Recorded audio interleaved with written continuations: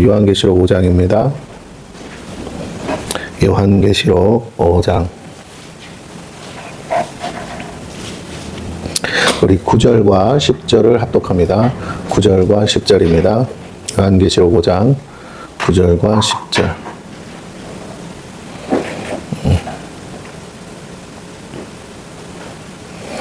요한계시록 5장 9절과 10절입니다.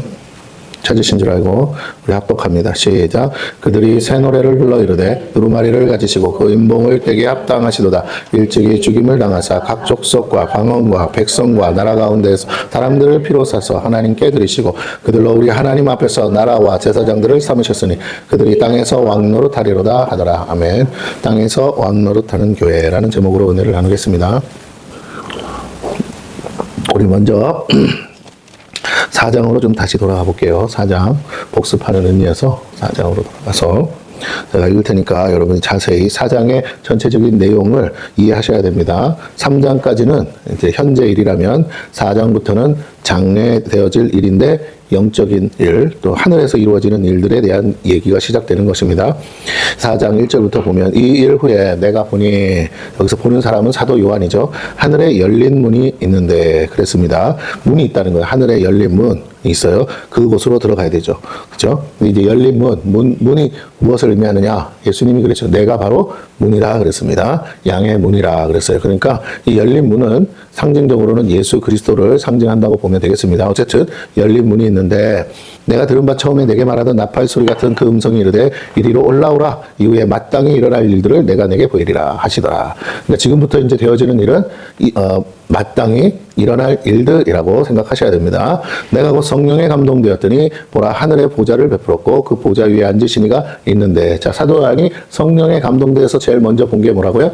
보좌, 하늘의 보좌를 받고 거기에 앉으신 이가 있었다. 우리는 이제 하나님인 줄 알죠. 사도 요한도 하나님이라는 존재를 알아요. 그러나 이제 이렇게 하나님이 하늘나라 갔을 때 보좌에 앉아 계신 어떤 형상으로, 사람 같은 형상으로 앉아 계실 줄은 생각 못했어. 근데 실제로 천국에 가면 하나님이 마치 우리 사람처럼 거기 앉아 계시다는 거야. 하나님은 손도 있고 발이 있습니다. 성경에 그렇게 나오니까.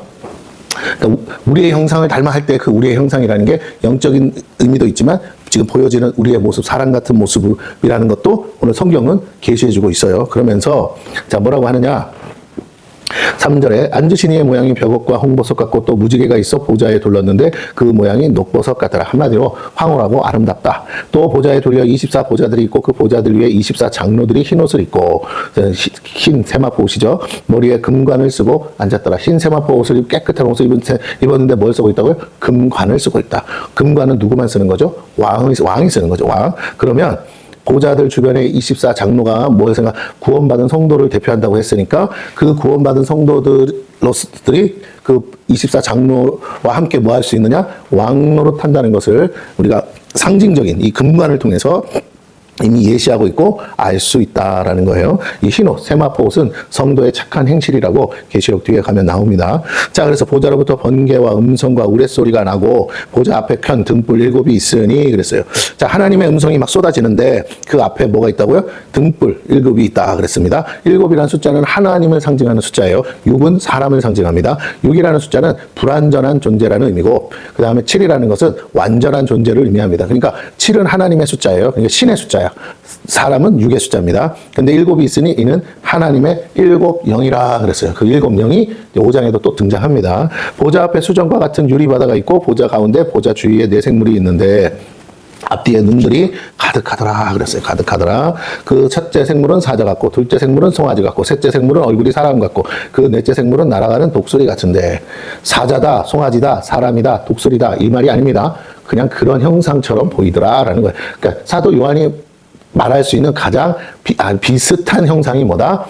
사자같이 생겼다, 송아지같이 생겼다, 얼굴이 사람같이 생겼다, 그 다음에 독수리같이 생겼다라고 표현한 거지, 실제로 사자, 송아지, 독수리, 사람이라고 말하는 것은 아니라는 거. 그 점을 우리가 명확히 이해를 하고 가야 됩니다. 왜냐하면 지구상에 이런 생물은 존재하지 않죠. 왜? 날개가 6개나 있잖아요.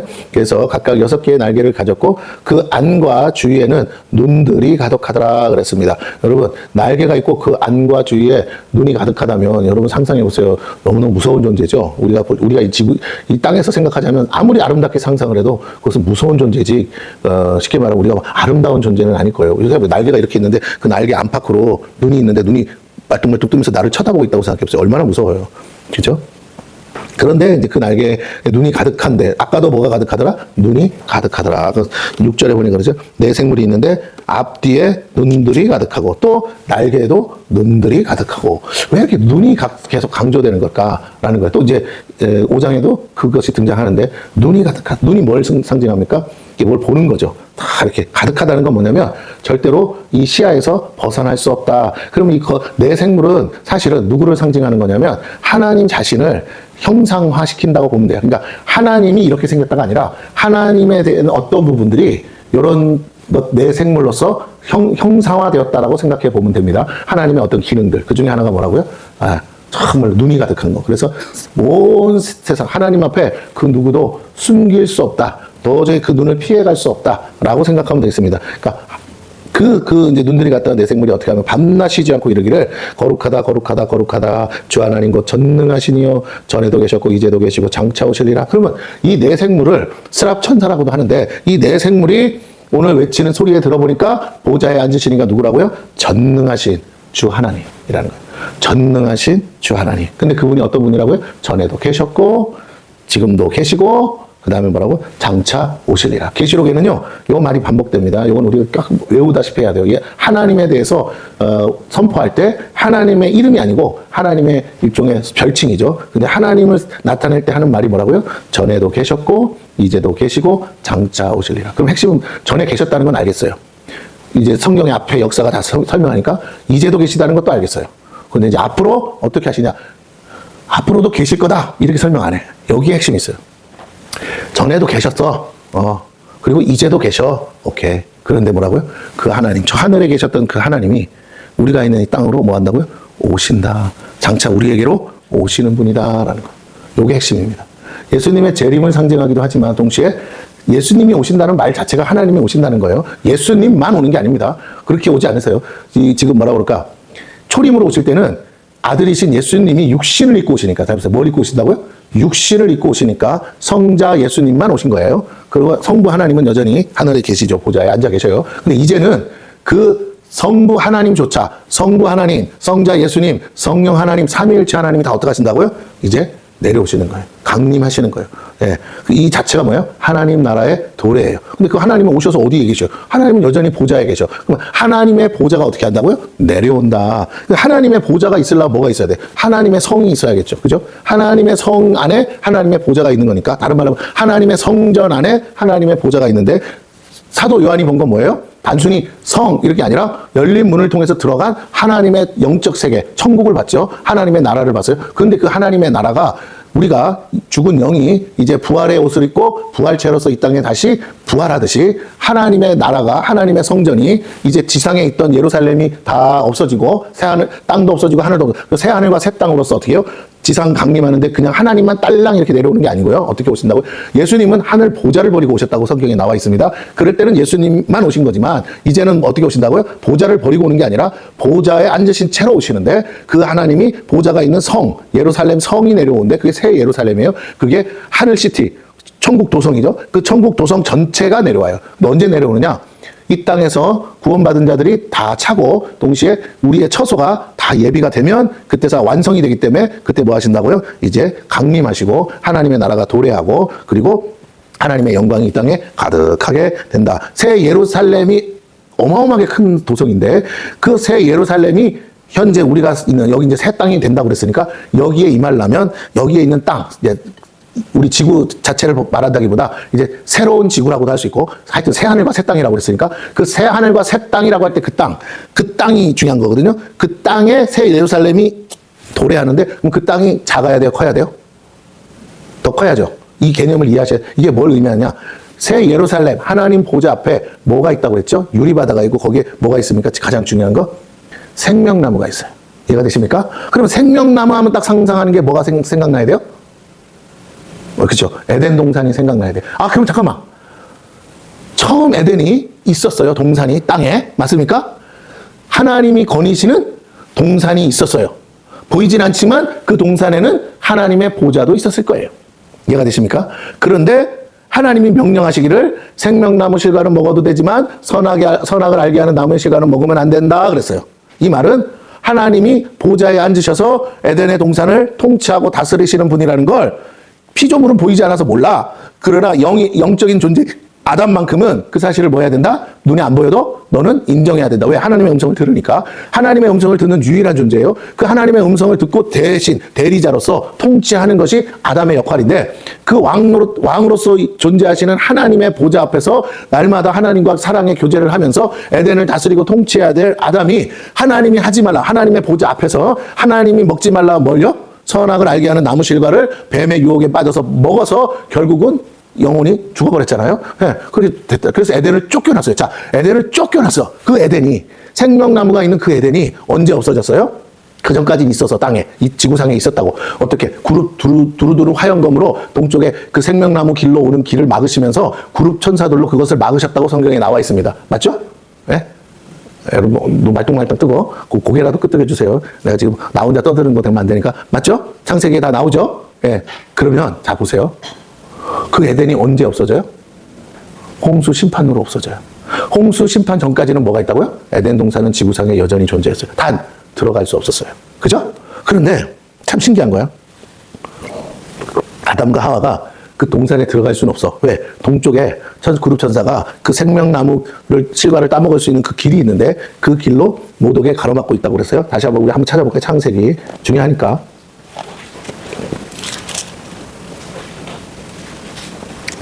3장입니다. 24절이에요.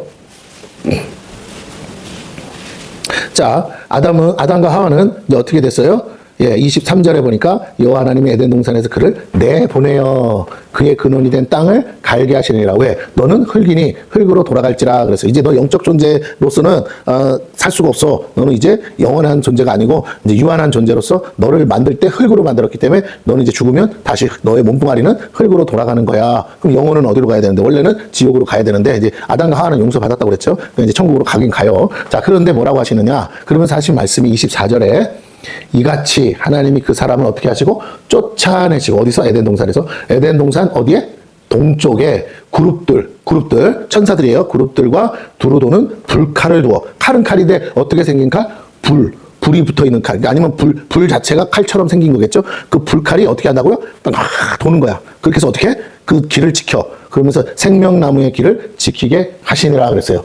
됐죠? 그러면 아담과 하와는 적어도 자기가 나왔던 그 길로는 돌아갈 수 있다 없다? 없어. 근데 재밌는 거. 에덴 동산에 들어갈 수 있는 길이 없었냐? 길은 없는데 길이 있어. 그게 무슨 말이냐면 에덴 동산에는 동산에서 발원하여 나오는 뭐가 있어요? 강물이 있는데 그게 어떻게 됐다고? 네 갈래로 갈라져서 내 지역의 땅을 뭐 했다? 다 적셨다 그래. 그러면 적어도 동산으로 돌아가려면 어떻게 가면 되냐면 강줄기를 따라서 강물을 타고 거슬러 올라가면 뭐라고요? 동산에 들어갈 수가 있어. 들어갈 수는 있어. 그렇게는 들어갈 수 있어. 그렇게 들어가는 게 쉬울까요? 어려울까요? 적어도 지금의 아담과 하와에게는 너무너무 어려운 일이죠. 힘든 일이야. 그리고 이게 말처럼 그렇게 쉽지가 않아요. 그 강물이 물이 내려오려면, 잘 들으세요. 그 물이 어디서 나오느냐. 지하수가 펑펑펑 나온다. 이렇게 생각하시면 안 돼요. 지금의 세상도 마찬가지인데, 그 물이 흘러서 내려오려면 산에서 내려와야 돼. 그쵸? 근데 그 산에서 어떤 산에서 내려오냐. 만년설. 네? 만년설. 그 산에서 막 빙하가 녹아서 내려오듯이 얼음물이 슉슉 내려와야 된다고요. 그죠? 녹아서 내려와야 돼. 그러면 동산은 조그마한 언덕이라고 쳐도 그게 중앙에 있을 뿐이고 그 주변에는 이 발원해서 내 강을 이룰 만한 강줄기를 이룰 만한 이 수원지가 있어야 되는 거잖아. 엄청난 양의 눈이 녹아서 내릴 수 있는 만년설이 있는 뭐가 있어야 된다고요? 만년설이 내려올 수 있는 산이 있어야죠. 그죠? 적어도 우리가 요즘 말로 하면 2000m 이상 되는 눈이 막 덮여 있는 2000m, 저 일본 같은 데 가면 3000m라고 그래요. 토야마 지역 가면 그 3000m, 이 일본에 뭐 알프스라는 그 있어요. 그 큰 산맥에 그 토야마 산, 토야마가 이제 큰 산이라는 뜻이야. 야마가 산이니까 토자가 클 때자거든요. 그래서 큰 산이라는 뜻인데 거기에는 항상 1년 300년 만년설이 있어요. 그래서 거기서 물이 쫙쫙 내려오거든요. 강을 만들고 그런 식으로 외국도 그래. 그렇게 그 산이 있는 곳에서 물이 내려오는데 그럼 그 산이 있는 곳을 통해서는 에덴에 들어가기가 힘들겠죠. 산이 높으니까 지금도 함부로 못 가는데 만년설이면 어떻게 산을 넘어가? 얼어 죽으려고. 자, 이 산이 둘러 있다면 에덴 동산에 들어가겠어요? 못 들어가겠어요? 못 들어가겠죠. 그렇죠? 그러니까 에덴 동산에 들어갈 수 있는 유일하게 길이라고 한 그 길이 지금 뭐 했다고요? 막았어요. 하나님. 그 길로밖에 못 가는데 그 길이 막혔어.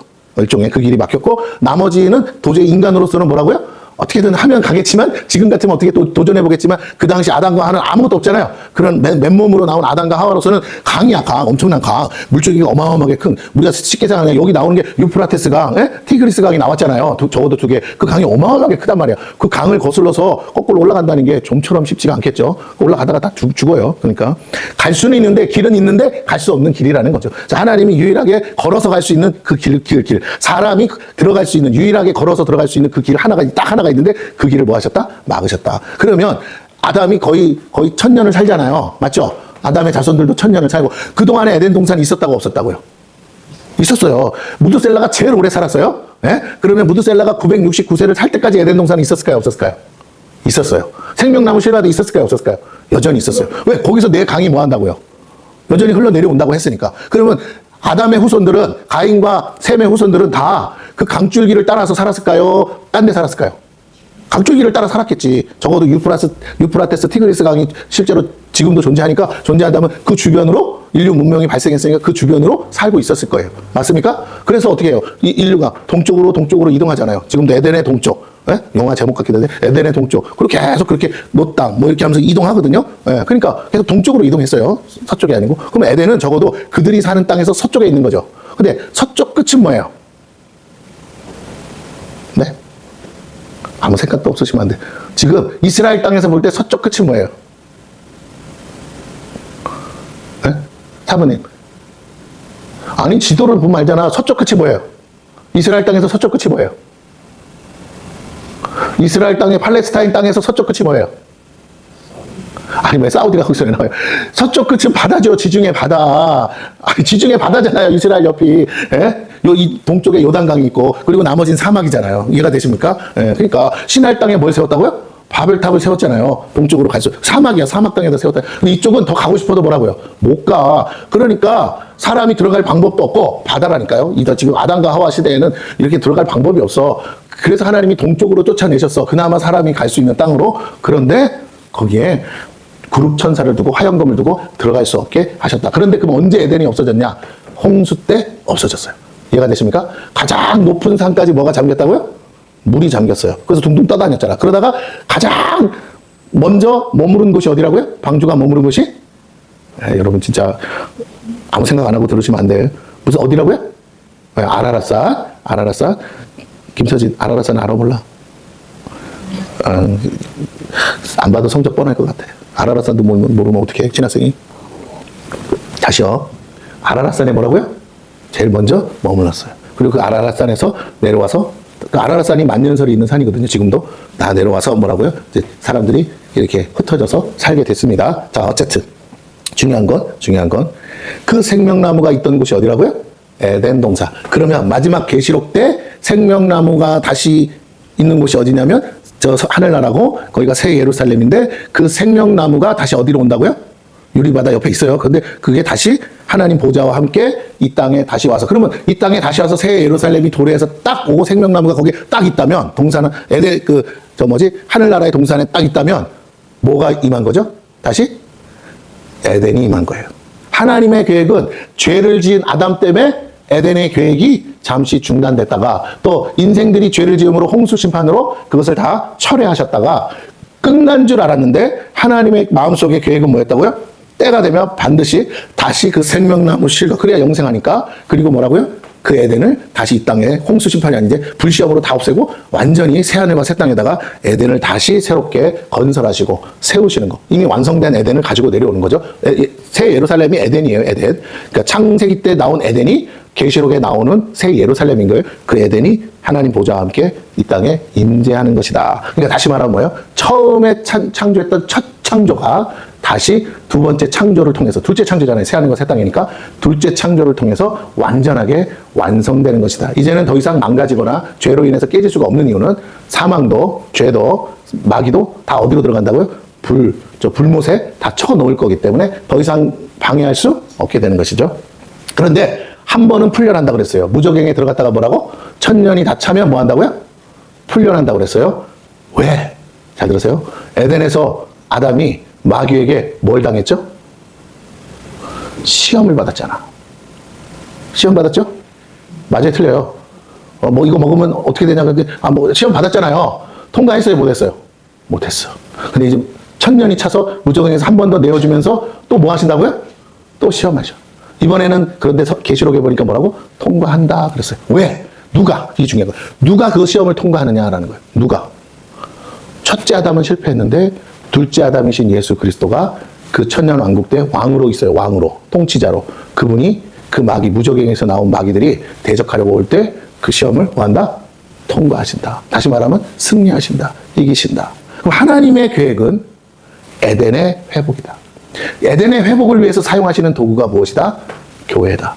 그러면 교회는 뭐 하는 곳이다? 하나님의 에덴의 회복, 하나님 나라의 회복을 위한 도구다. 그 일을 위해서 부르심을 받은 존재들이 바로 우리다. 우리는 하나님 나라를 회복하기 위해서 오늘 이 땅에 사는 존재들이다. 라는 것을 머릿속에 두시고 다시 계시록 4장 거기서 다시 봅니다. 여러분이 이런 개념을 알고 있어야 이게 이제 보이기 시작해요. 아, 계시록 얘기가 에덴의 회복에 대한 얘기구나. 네. 자, 그래서 이제 거기 보시면 어디야? 자, 그러면서 이제 9절부터 다시 봅니다. 그 생물들이 보좌에 앉아서 세세토록 살아계시는 이에게 영원하신 분이죠. 영광과 존귀와 감사를 돌릴 때 24장로들이 보좌에 앉으시니 앞에 엎드려 세세토록 살아계시는 이에게, 자, 반복되는 구절이 나오고 있어요. 반복되는 구절들이 강조점이라는 걸 아셔야 돼요. 세세토록 뭐 하신다? 살아계셔서 통치하시는 분이다라는 거예요. 왕이라는 거예요. 이에게 경배하고 자기의 관을 보좌 앞에 드리며 이르되, 왕관, 금관을 드린다는 거죠. 뭐라고 합니까? 우리 주 하나님이여 영광과 존귀와 권능을 받으시는 것이 뭐라고요?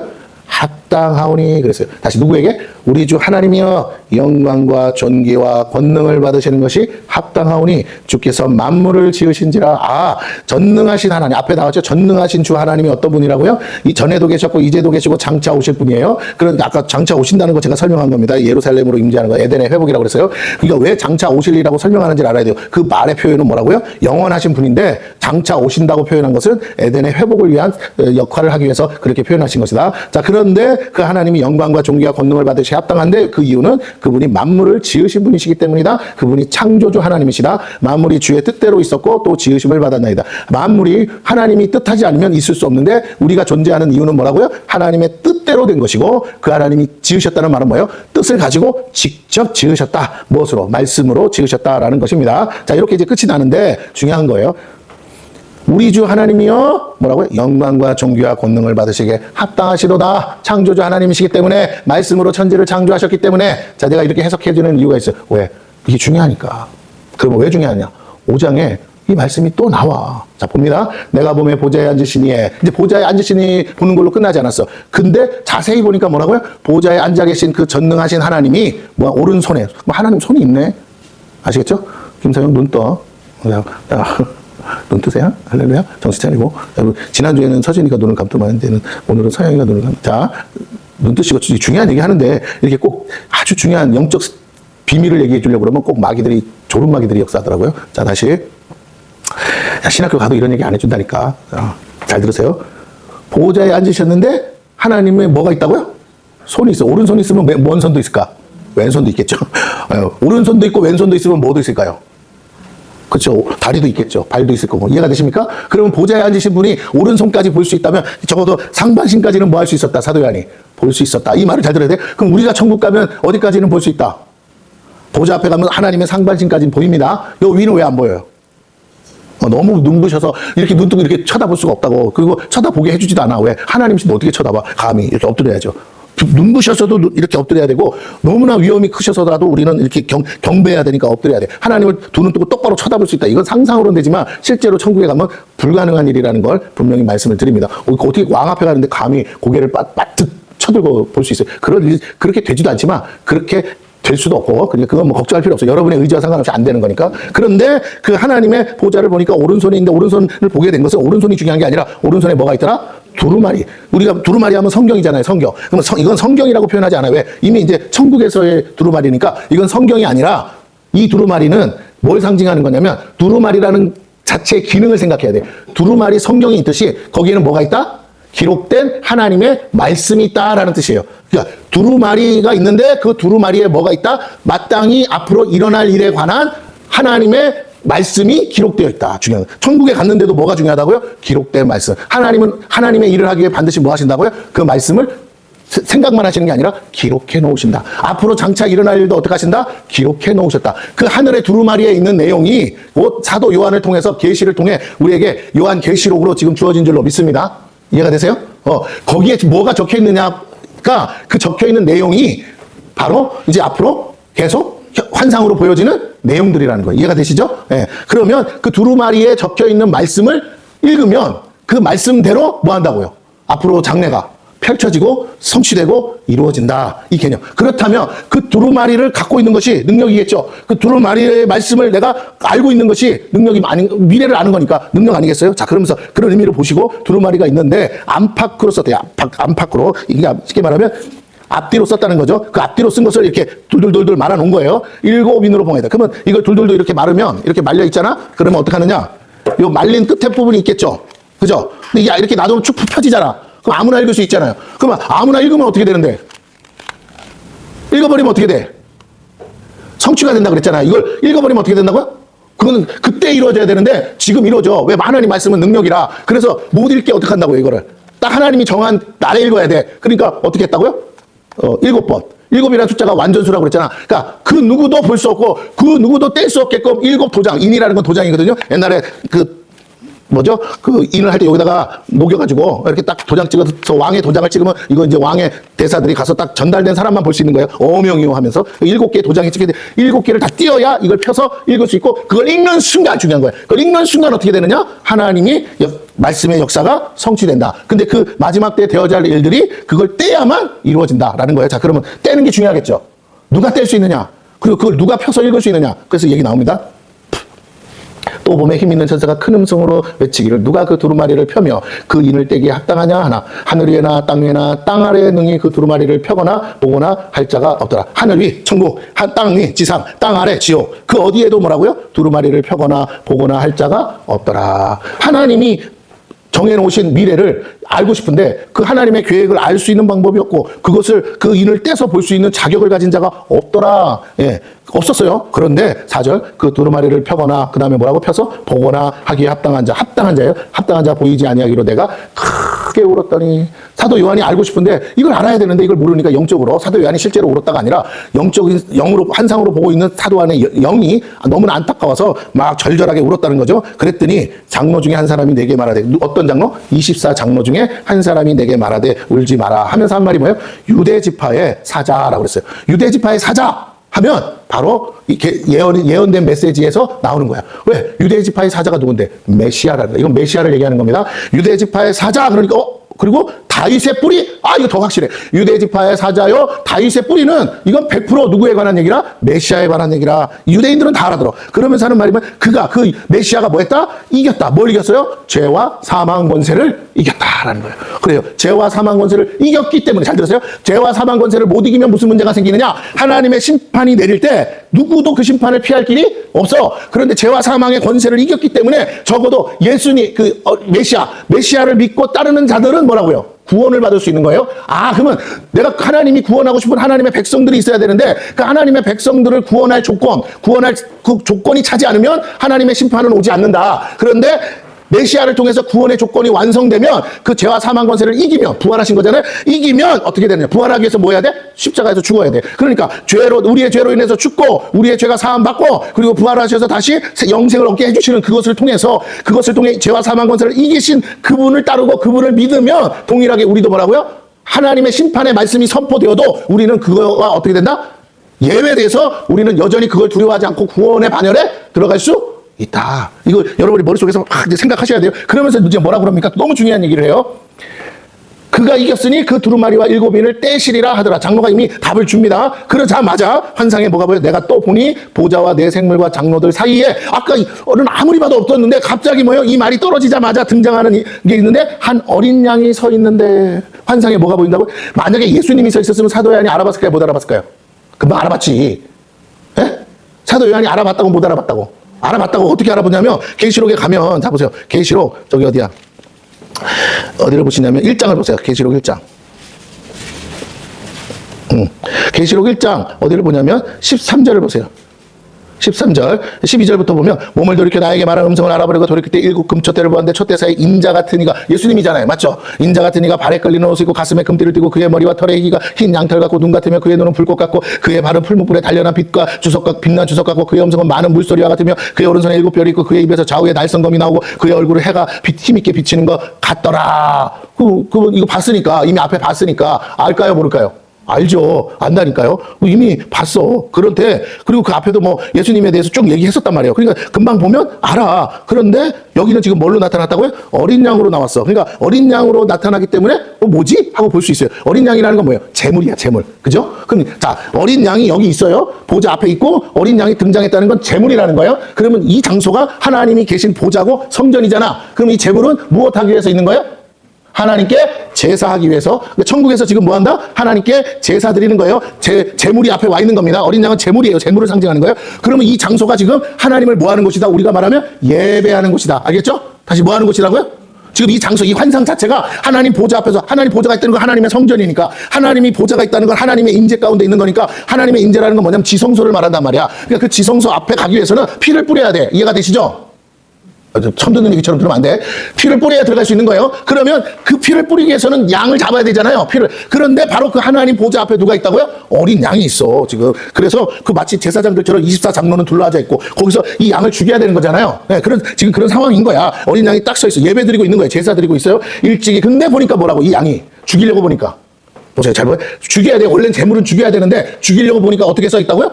이미 일찍이 죽임을 당한 것 같더라. 그럼 이 어린 양이 어떤 상태로 있는 거야? 죽었으니까?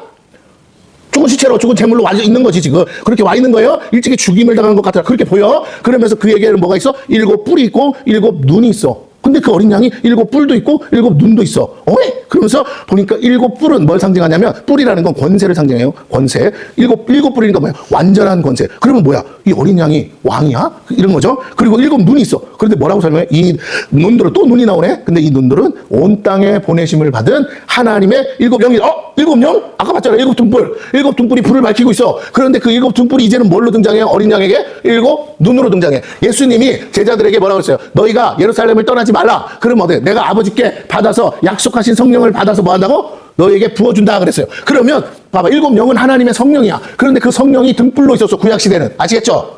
구약시대는 뭘로 있었다고요? 그 성소 안에 등불로 있었다고. 그런데 이제 그 등불이 이제 예수님을 통해서는 뭘로 나타난다고요? 7 눈으로 나타난다고. 눈으로. 그래서 어떻게 성령이 비둘기같이 예수님께 세례받을 때 임하시고 동시에 예수님이 오순절날 마가다락방에 성령을 뭐 하셨다고요? 부어주셨어. 당신이 받은 것처럼 성령을, 불 같은 성령, 바람 같은 성령을 부어주셨어. 그 예수님이 누구예요? 어린 양이잖아. 그죠? 일찍이 죽임을 당한 어린 양. 그러면서 그 어린 양에게 눈이 있는데 그것이 곧 다른 말로 하면 온 땅에 보내심을 받은 7 영이라. 그러면 성령은 온 세상, 온 땅에 예수 그리스도를 통해서 온 땅에 보내심을 받은 영인 줄로 믿습니다. 그러니 주님의 교회는 반드시 뭘 받아야 된다? 성령을 받아야 된다. 성령이 임하시지 않는 교회는 교회가 아니다. 교회라고 해. 우리는 정통 교단이에요. 장로교. 다 필요 없어. 영으로 보면 그 교회에 뭐가 임해야 된다고? 성령이 역사해. 성령으로 거듭날 뿐만 아니라 성령의 기름 부심, 성령의 역사가 있어야 돼. 왜? 그렇게 되기로 돼 있으니까. 7 영을 보내신다고 했으니까. 그러면 그 성령이 거하시고 성령이 임하시고 성령이 역사하는 곳이 어디라고요? 그게 교회예요. 거기가 어디라고요? 하나님의 성전이요. 거기가 어디라고요? 어린 양 예수가 머리 대신 교회예요. 거기가 어디라고요? 어린 양 예수에게 7 눈이 있으니까. 그러면서 그 어린 양 예수가 그 7 눈이 7 영이라고 그랬으니까. 그런데 7 영의 기능이 뭐라고요? 7 눈의 역할을 돼. 일곱 눈의 역할이 뭐라고요? 온 땅으로 보내심 받았으니까 온 세상을 다스리시고 온 세상을 통치하시는 거야. 눈으로 보면서. 그렇죠? 그러니까 예수님이 모든 것을 보시고 모든 것을 다스리시고 모든 것을 통치하시는 절대 왕으로서 일곱 뿔을 가진 왕으로서 존재하시는 줄로 믿습니다. 알겠죠? 예.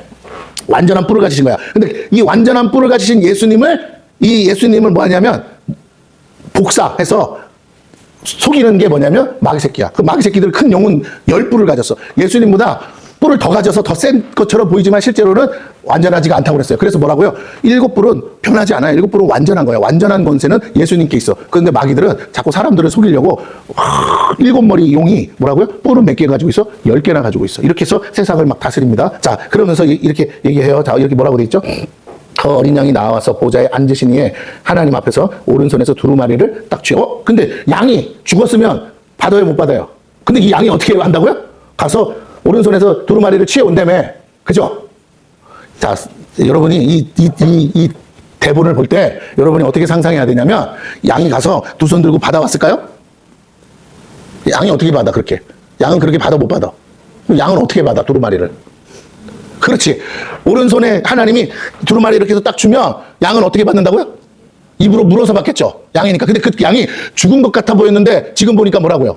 7뿔도 있어. 양은 원래 뿔이 있잖아요. 근데 뿔이 한 개만 있는 게 아니라 7개의 뿔이 있고 동시에 뭐라고? 7개의 눈이 달려 있어. 그게 양인데 양 같지 않죠? 근데 그 눈을 가지신 그 양이 죽은 것 같아 보였는데 뭐라고요? 살아났어. 그럼 뭘 상징한다고? 부활.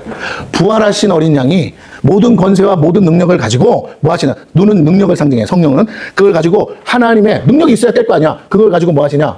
두루마리를 받았다는 거. 잘 들으세요? 그러면 이 두루마리를 인을 떼고 두루마리를 펴서 두루마리를 그 안에 써 있는 글을 읽으실 수 있는 분이 누구라고요?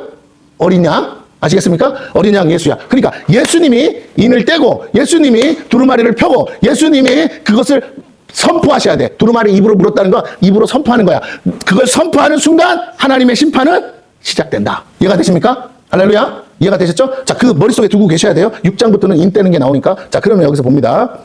그런데 이 상황이 어떤 거냐? 그렇게 이제 권세와 능력을 받으시는 거야. 마지막 때 오시는 예수님, 앞에 오신 건 초림으로 우리를 위해서 대신 죽으러 오셨어. 그런데 뒤에 오시는 예수님은 재림으로 이제 사망 권세를 이기셨기 때문에 모든 걸 심판하러 오시는 심판주로 오시는데 그 예수님에 대해서 이 24 장로들과 모든 이 하늘에 있는 모든 천사들이 그 예수님을 예배한다고요. 경배한다고요. 그 내용을 봅니다. 8절. 그 두루마리를 취하시며 네 생물과 24 장로들이 그 어린 양 앞에 엎드려 각각 뭐하냐? 그 24 장로들이 한 사람씩 검은 돌을 가지고 있고 한 사람은 또 한 손에는 금대접을 가지고 있어요. 그런데 향이 가득한 그 금대접이 뭐나 봤더니 이 향은 성도들의 기도다. 그러면 24 장로는 마치 하나님 성전의 제사장들처럼 뭘 가지고 있다고요? 하나님 성전의 성소에 들어가면 분향단에 향을 피우잖아요. 그게 기도란 말이야. 그러면 24 장로들 안에 있는 금대접, 이 금대접은 누가 가지고 오는 거라고? 천사들이 땅에서 성도들의 기도를 받아가지고 하나님 보좌 앞에 드리는 거란 말이에요. 향으로. 그래서 향이 올라가면 하나님은 흠냥하시고 기뻐하신다고요. 그런데 이 향을 담은 금대접을 누가 갖고 있나 봤더니 24 장로가 가지고 있어. 그러면서 그 향을 하나님께 올려드리고 동시에 검은 고를 갖고 있으니까 뭐예요?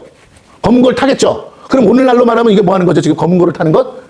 하나님을 찬양하는 거야. 하나님을 찬양하네. 그죠? 하나님의 성전에서 하나님을 찬양하고 그리고 성도들의 기도를 하나님 앞에 올려드리고 그건 마치 뭐 하는 거예요? 제사장이 해야 될 일, 레위 지파가 해야 될 일을 하는 거예요. 구별돼.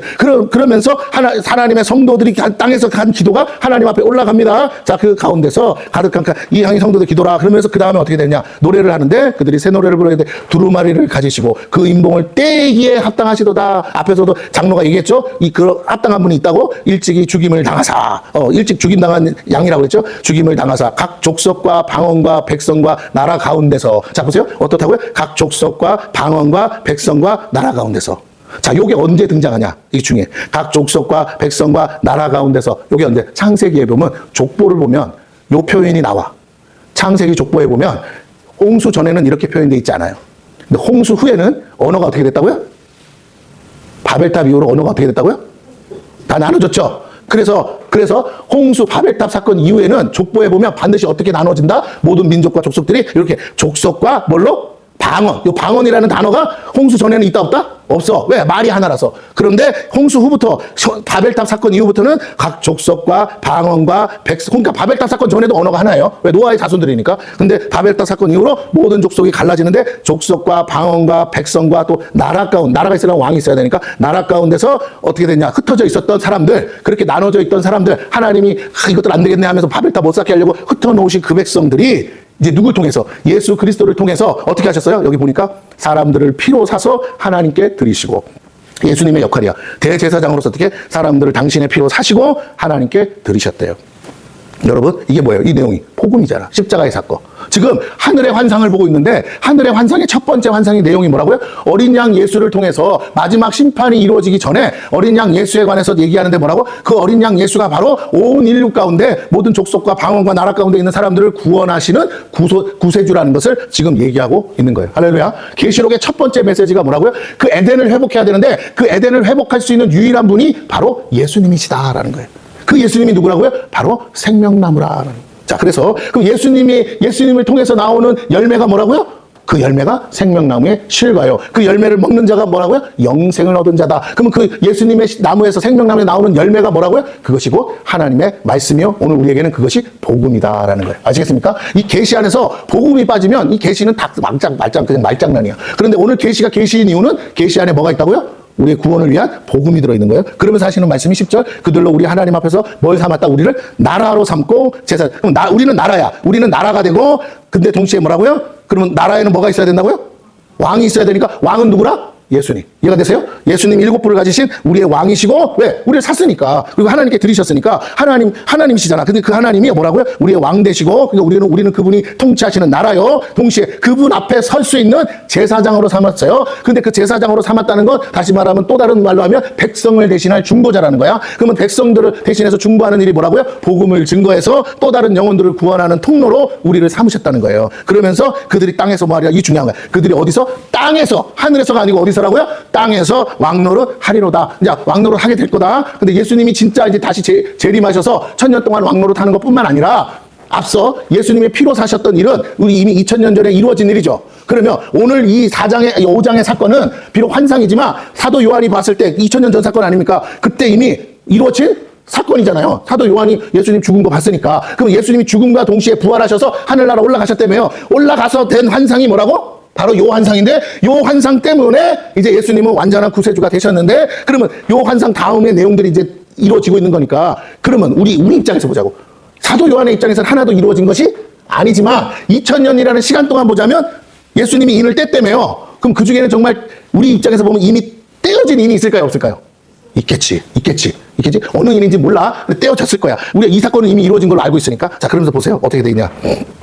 내가 또 보고 들음에 보좌와 생물들과 장로들을 둘러 선 많은 천사의 음성이 있으니. 하나 빼먹었다. 땅에서 왕노릇 한다는 게 뭐냐면, 그럼 이미 이루어진 사건이니까, 그럼 이건 뭘 얘기하느냐.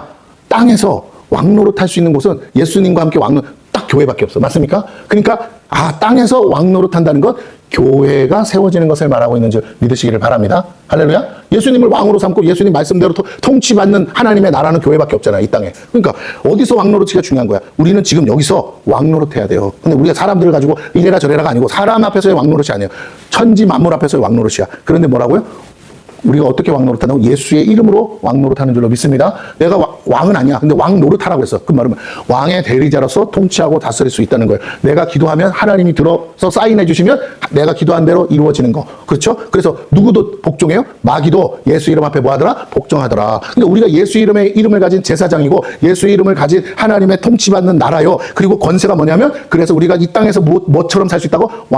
왕과 같은 존재로서 왕은 아닌데 왕노릇 할 수 있게끔 하나님의 대사로 우리가 부름받았다라는 사실을 오늘 사도 요한이 본 환상에서 얘기해주고 있어요. 그리고 이제 마무리 11절. 자, 그러면서 천사들이 섰는데 음성을 천사들이 냅니다. 큰 음성을 내는데 얼마나 많은가 봤더니 만만이요 천천이래. 자, 만만을 곱하면 1억이에요. 천천을 곱하면 100만입니다. 그럼 만만 곱하고 천천 곱하면 얼마냐? 내가 계산해봤더니 10경이야, 10경.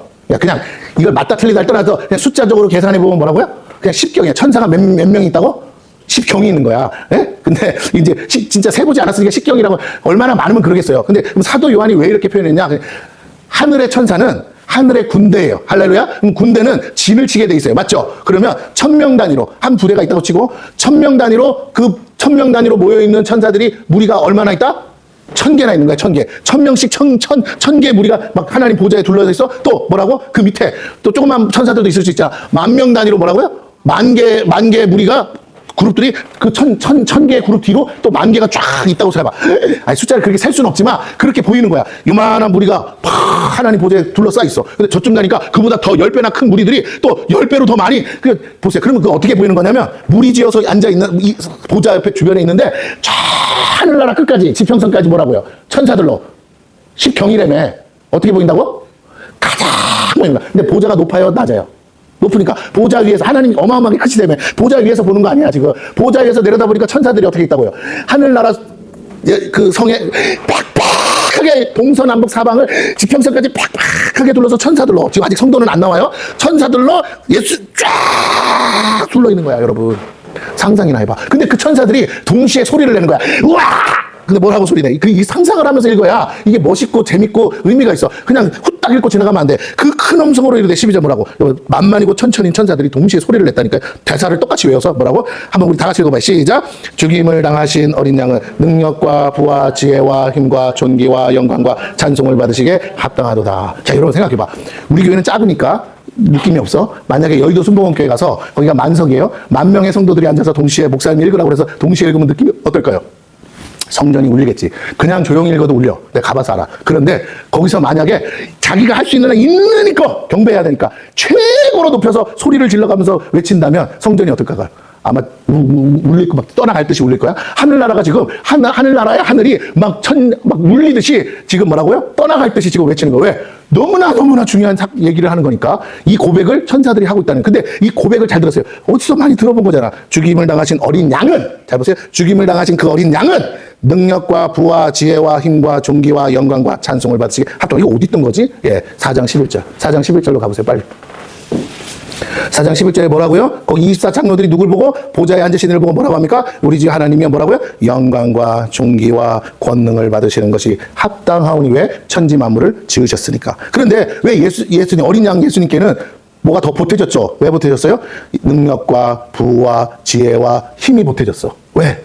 하나님은 천지 만물을 지으셨어. 그러니까 하나님은 이미 다 갖고 계신 거나 마찬가지야. 근데 그 모든 만물에 대해서 통치과 그 모든 만물에 대한 권리를 누구에게 이양했냐? 아들이신 어린 양이신 예수에게 다 위임해버렸어. 그러니까 어떻게 해요? 그 아들은 뭐라고? 졸지에 그것을 다 갖게 된 거야. 그래서 어떻게 해요? 능력과 부와 지혜와 힘이 어린 존귀와 영광 찬송은 당연하고 그것조차도 어린 양에게 있어서 그렇게 영광 받으시기에 합당하다. 자, 그러면 합당하다는 것은 당연히 누구에게 있다? 어린 양 예수에게 있다. 그럼 오늘 잘 들으세요. 예수 믿고 구원받은 성도들에게도 뭐가 있다? 능력과 부와 지혜와 힘이 우리에게도 있음을 믿으시기를 바랍니다. 내가 제대로 예수 믿으면 뭐 내가 부자 된다, 재벌 된다 이 말은 아니에요. 그러나 필요하다면 하나님이 뭐 하신다고요? 내가 하나님의 뜻대로 살면 능력과 부와 지혜와 힘도 뭐 하신다고요?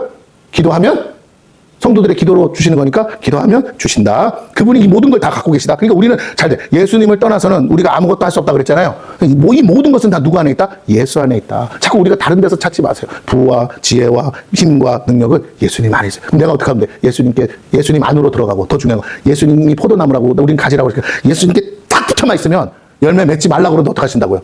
붙어 있으니까 이게 막 온다고. 그러면 열매 맺을 수밖에 없는 줄로 믿으시기를 바랍니다. 우리의 문제는 딱 붙어 있으려고 안 해. 자꾸 떨어졌다 떼, 붙었다 떨어졌다 떼. 그게 문제인 거죠. 자, 13절 보고 마칩니다. 내가 또 들으니 하늘 위에와 땅 위에와 땅 아래와, 아까 뭐라고요? 그 두루마리를 펴거나 볼 자가 없다 그랬어요. 그런데 바다 위에와 또 그 가운데 모든 피조물이 이르되, 이제 예수님이 등장하고 나서 뭐 하늘, 땅 아래, 바다 위, 그다음 모든 피조물, 이제 피조물이 말합니다. 뭐라고요? 아까는 천사들이 말했다면 이제는 하늘의 존재들이 말했어요. 이제는 땅의 존재들이 말합니다. 보좌에 앉으신 이와 어린 양에게 찬송과 존귀와 영광과 권능을 세세토록 돌리자. 세세토록 살아계신 분이 누구라고요? 보좌에 앉으신 분. 근데 이제 어린 양도 어떤 분이에요? 세세토록 살아계신 분이야. 근데 그 어린 양이 누구랑 동급으로 영광을 받아요? 보좌에 앉으신 분이랑 동급으로 영광을 받아. 그래서 나중에 보면 예수님은 어디에 앉아 계세요? 어디에 앉아 계실까요? 하나님 보좌 우편에 예수님이 앉아 계신다고 성경에 나오죠. 다시요. 예수님의 자리가 어디라고? 하나님 우편에. 거기에 또 보좌가 있는데 거기에 누가 앉아 계신다고요? 그러면 하나님과 예수님은 뭐라고요?